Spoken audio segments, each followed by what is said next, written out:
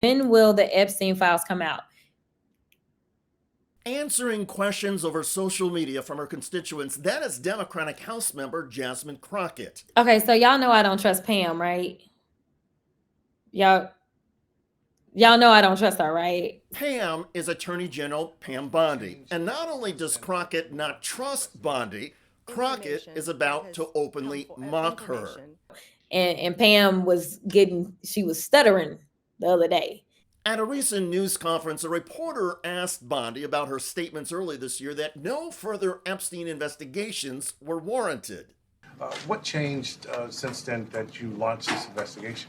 Information that has come for information. There's information new information, additional information, and again, we will continue to follow the law. Right. So I fully anticipate she's going to say we've got ongoing investigations, even though she had previously announced that there was nothing to investigate. But now she's like, well, we've got new information from the estate. And it's like, well, girl, if y'all were doing your jobs and you were doing the investigatory work, then y'all would have had this too, right? Or am I wrong? I will tell you that according to the bill that was filed and signed into law, they are supposed to release it within 30 days. I just want to remind y'all that oversight has had outstanding subpoenas to the DOJ, and thanks to the Epstein estate, we getting stuff. But the stuff that is reportedly in the files at the Department of Justice and FBI includes data, emails, photographs, and videotapes. And it's allegedly far more graphic and incendiary than the Epstein estate materials released so far. Bondi could conceivably cite ongoing investigations as a reason to redact or withhold some of the Epstein materials. However, the House, in the law passed by Congress and signed by President Trump, requires the Department of Justice to give all the files, including the redacted or edited materials, to the House Oversight Committee. The House would not be allowed to publicize or release redacted materials, but House lawmakers would conceivably know which files are being withheld and whether it's because of an ongoing investigation or because of a Trump administration cover-up. Maybe Pam don't know nothing about trying cases. Again, she about to lose that Comey case. Hell, they lost the sandwich case, y'all. They lost the sandwich assault case. The fact that they brought a sandwich assault case is just okay, I'm done with that. In other words, as Crockett was hinting at, Pam Bondi's Justice Department is incompetent. And that incompetence adds another interesting layer to the Epstein files. Back in March, Bondi reportedly assigned more than 1,000 FBI and Department of Justice staff to scour the Epstein files and flag every reference to Donald Trump and every image of him. But Bondi and FBI Director Kash Patel initially did not put any safeguards or restrictions on the staff access to all the materials. Here's journalist Allison Gill on the Midas Touch. Files were accessible to multitudes of FBI and Department of Justice personnel because of how they were stored. There was a lack of permission control. Everyone had access in those units. Trump, Bondi, and Patel actually did this to themselves through their carelessness with securing the files.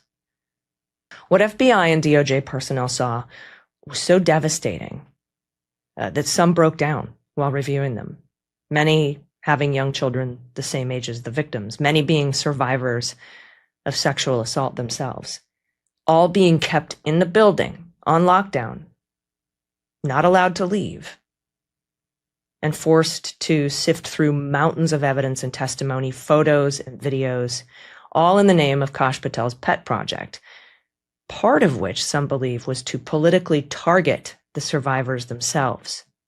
And with all the FBI and Department of Justice eyes on these unsecure files, it is no wonder Republicans in the House with contacts in both of these agencies are aware of the full scope of the content of the files and how many times Donald Trump appears in them. So, is this why Republicans had a jailbreak and voted near unanimously to release the files? Are they trying to get ahead politically of what they believe is coming?